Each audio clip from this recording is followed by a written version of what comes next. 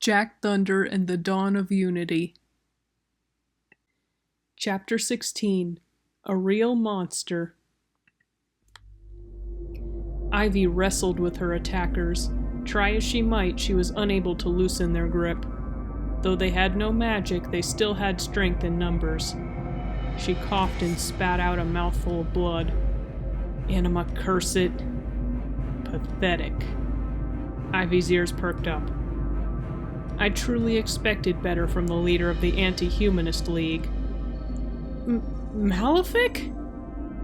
It seems you're having a bit of trouble there. Don't be fooled. This is only a minor setback. Malefic chuckled. Oh, this seems like a bit more than a minor setback. You lost the girl. The kids took back the Fragments of Anima. Your own sidekick hid them from you so you couldn't use them. Tell me, how do you expect to take me in front of the courts of Alterus when you lost the very things that could get a handle on me? Brrr. Ivy's frustration mounted. This isn't over yet. I'll get them back for this. You just wait and see. Seeing how things have gone, I very much doubt that. However, Ivy began to thrash and scream as her body was filled with pain beyond imagination.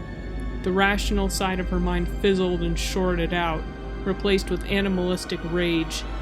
Her muscles snapped taut as she brandished her claw, slicing at the face of one of her assailants. He flew back against the wall, stunned. Claws and ebony tendrils lashed out as she threw each one of them off of her. They watched in horror at the creature looming over them. Ivy didn't even look like a person anymore.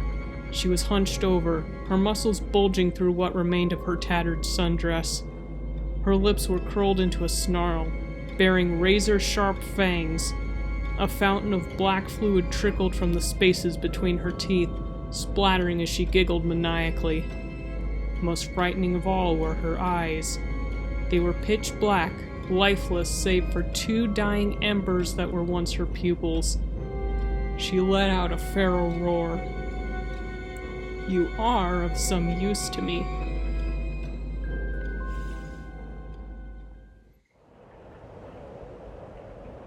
Ah, Jack, you made it!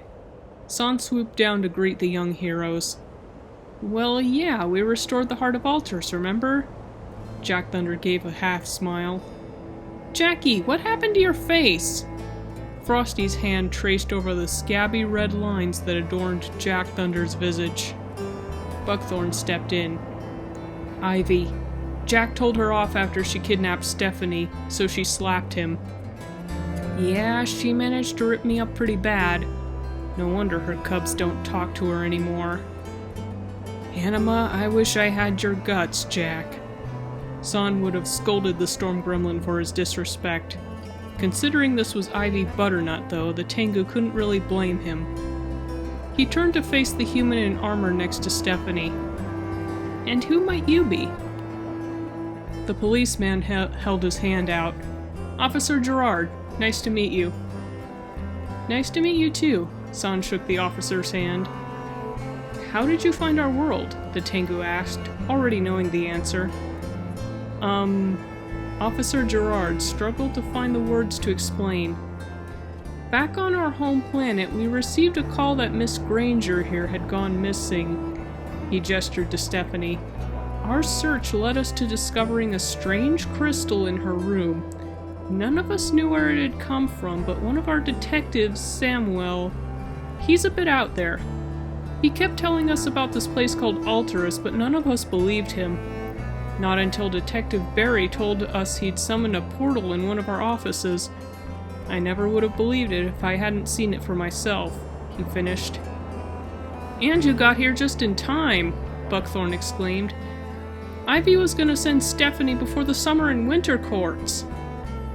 The summer and winter courts? Officer Gerard turned to San quizzically. The principal ruling bodies of our world, San explained. They're the ones who manage relations between the many lands of Alterus. So, sort of like the United Nations? Officer Gerard inquired. I don't know what that is, but from the sound of it, yes. But What would they want with her? Nothing. Ivy just wanted to use her to stir up a panic, that's all. Snotter sneered. All to get herself on the board again. Officer Gerard's gaze dropped. He never expected that this cold case would have the fate of an entire world hanging in the balance. Wait a minute, he blurted out as he realized something. The chasm. The squadron's trapped! Don't worry, Jack Thunder reassured. I made a rainbow bridge to the entrance when we left. They should be able to get out just... A bellowing roar shook the ground below. Jack Thunder struggled to stay on his feet.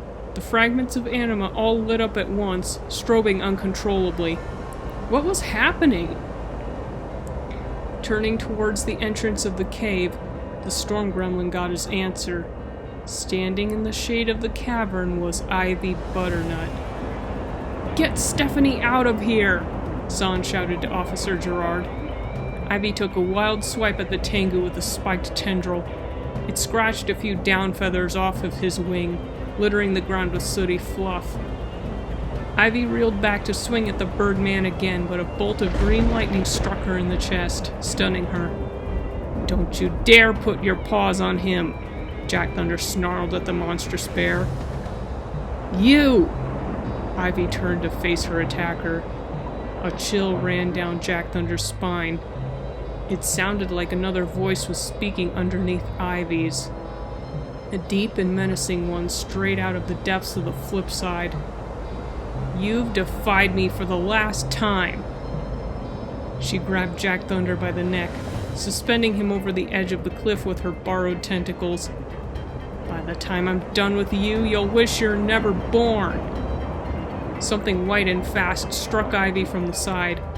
She dropped Jack Thunder off the cliff, but the silvery bullet dove down and caught him on its back. Nemesis! The Feng Huang swooped back up to the cliffside, setting Jack Thunder down. It turned to face the thing that was once Ivy Butternut. The creature grinned. Ah, if it isn't the worthless wendigo I banished from the flip side. How's life in exile been treating you? Your little plan failed, Malefic, Nemesis boasted. Let's face it, you were never too good at predicting how Altarians would act. Is that so? If you can't see it, I've got Ivy Butternut completely in my thrall. Short-sighted as she was, her cruelty and lust for power were more than enough for me. Malefic gloated, licking its stolen lips. In fact, I'm almost strong enough to take the fragments of anima for myself. Nemesis's eyes narrowed. Over my dead body. Malefic's disguised face hardened. An endless mass of void tentacles emerged from its host's back, poised to attack. So be it, Nemesis.